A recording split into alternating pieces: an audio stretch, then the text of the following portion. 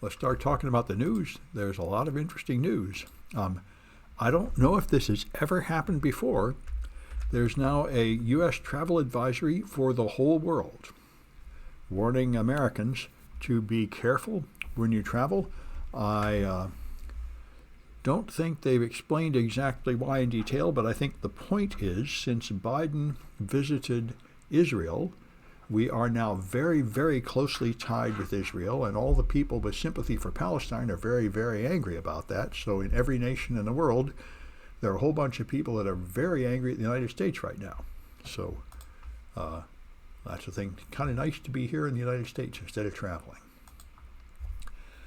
This is interesting. In Blade Runner movie, there was a way to detect artificial humans by watching their eye movements during emotional scenes, and this apparently is now a real technique.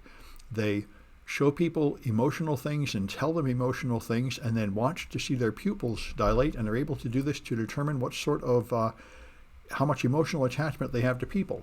I imagine this sort of thing would work fine on me.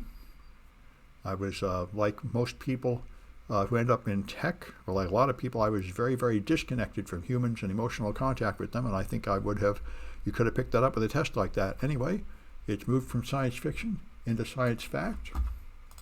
I see DJ has posted an article here about the role of artificial intelligence in medical imaging research. I know there's a lot of studies showing that AI can be better than humans at detecting things like cancer and stuff in medical images. Quantitative assessments of radiographic characteristics. Yeah, it can be better to use machine learning than to use humans, at least sometimes. Yeah. Got her PhD in EE. Oh, well, that's surprising. Good. Well, there's one that may be interesting.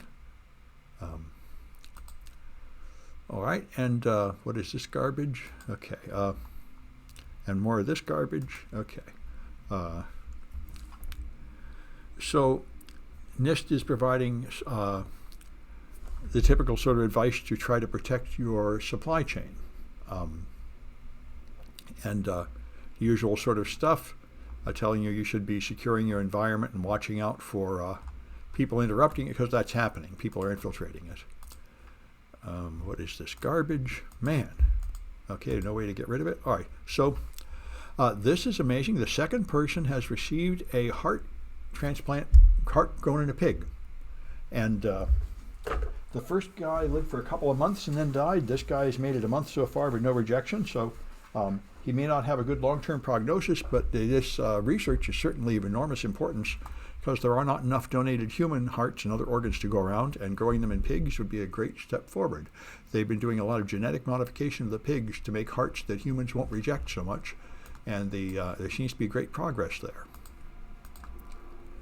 So the U.S. wants to treat crypto anonymity services as money launderers, which seems like a fair cop. The mixer services are there to make it hard to track down where money has gone. So that seems logical. I'm not sure what they're going to do about it. Yes, it'll be amazing once we can just grow isolated organs. Yep, and that'll come too. Yeah. So we'll be able to replace organs as you wear them out. Now this one here I think was interesting, because the point of this is something I've been reading about for the last year.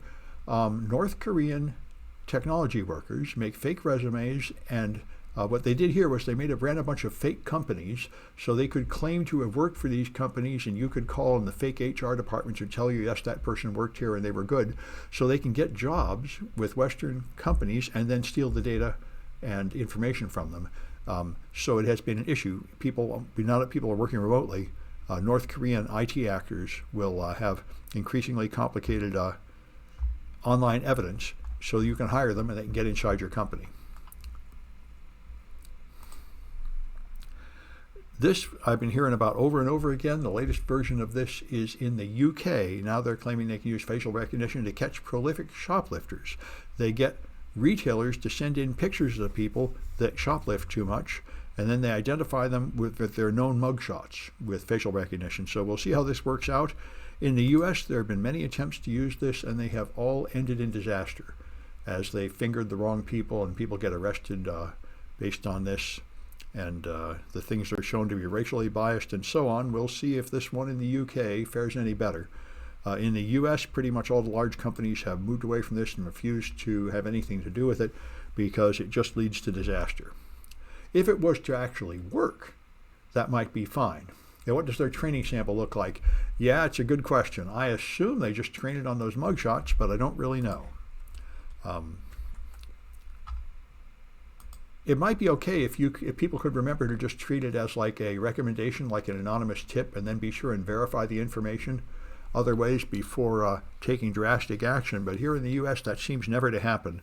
People are just arresting them and locking them up based on the automated facial recognition, and then it turns out to be wrong. And so it's not working out too well here. Will it catch someone who doesn't have a mugshot? Yeah, these are very good questions. And I don't think any of those details are coming out. So there's AI-generated music, and I haven't heard enough of this music to know what to think of it. I've heard a couple of AI-generated songs, but what they say here makes great sense to me, because one thing I've noticed, I used to play in bands. I used to be a somewhat serious musician, and when I listen to music, I've had trouble understanding my friends who tell me they like stuff, and I say, this stuff is terrible, here's the 10 things wrong with it, and they don't even hear that. And I realized something that I guess other people would have known earlier. A lot of the people I know don't actually listen to music very much. They don't pay much attention. They just sort of notice if they could sing along with the tune, and then they think it's good. They don't notice any of the subtleties, and that's what they say here. They say the AI-generated music is enough that if you play it to average people, they say, oh, that sounds fine, sounds just like any other music. If you play it for serious musicians, they say, no, this stuff is garbage. It's nowhere near what a human could do yet. And I greatly imagine both of those are true. It probably can make stuff that looks like music, just like AI-generated photographs looks like photographs. If you don't really know anything about advertising or photography, it'll look about like what you gathered from a quick glance at something. But if you're actually a professional, then you'll notice all the subtleties that are wrong. Anyway, therefore, if you think like a Silicon Valley entrepreneur, I would say I could AI generate music and I could sell it to restaurants and elevators and people to play as background music, and 90% of their customers would think it sounds just like any other music, and it'd be a whole lot cheaper to make. So realistically, good enough to sound okay to 90% of people probably means there's significant commercial value in this, although it probably may never make big hits. Anyway, so you may be hearing a lot of it. So this is an article I found amazing. This is from Gartner, which is greatly respected. Gartner tells people what's coming up to rate what technologies their company should be investing in, and people should be investing in the startups in. And these predictions are unbelievable. The first bunch are the sort of the usual boring stuff, but down here they have dynamite predictions. Like by 2028, enterprise spending battling malinformation will cannibalize 10% of marketing and cybersecurity budgets, as overcoming false information will become really important. This one I can't understand at all. 45% of chief information security officers will expand their remit beyond cybersecurity. I don't know what they're talking about. The rate of unionization among knowledge workers will increase by 1,000% by 2028. That would be interesting. That's strongly, and they say because of generative AI, so they imagine generative AI will actually begin to replace workers in the knowledge sector. I'm not so sure. Yeah, it means 10 times, yeah. And this one I thought was very charming. In 2026, 30% of workers will leverage digital charisma filters to achieve previously unattainable advancements in their careers. And this, I think, is probably true. I hadn't thought of it, but yeah. But what this means, I think, is that if you're going to do remote work and you're going to get hired remotely from resumes, then you will use AI tools to make yourself more attractive, to make your resume sound better, make your letter sound better, make your picture look better, and all that. And I hadn't heard this term before, but that seems like a pretty good term, a digital charisma filter, to make your online appearance look better than it really is. That does sound like something that the product you could sell. Use our product and you're more likely to get the job, more likely to keep the job. I already know people who are using AI to write letters to their bosses and their coworkers saying, my boss is an idiot and they're totally incompetent. How do I phrase that in polite terms to send a letter to their boss? I know someone who got interviews using ChatGPT to improve his resume and eventually got hired. Yeah, and I think that will pretty much that will be considered normal and not cheating or anything, just like running your document through a spell checker. Why wouldn't you just use any tool that will improve the document you're creating for business? This one really amazed me. By 2026, 50% of G20 members will experience monthly electricity rationing.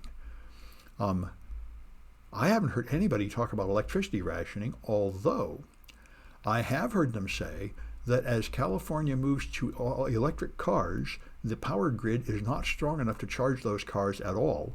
So there will be a huge problem delivering enough electricity. And so I guess electricity rationing or something may well be one of the things considered to deal with that.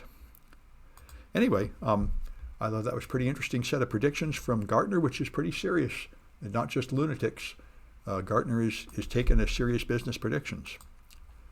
And there was a sort of throwaway statement made by Ann Neuberger from the, I think, our National Security Advisor, that has got a lot of news, unfortunately not very many details, claiming that North Korea is using, Ann Neuberger, Deputy National Security Advisor, made this claim that North Korea is using AI models to create malicious software and identify systems to exploit. Unfortunately, not enough details here to know exactly what they're doing. Anyway, that's enough of the news. I'm going to stop this.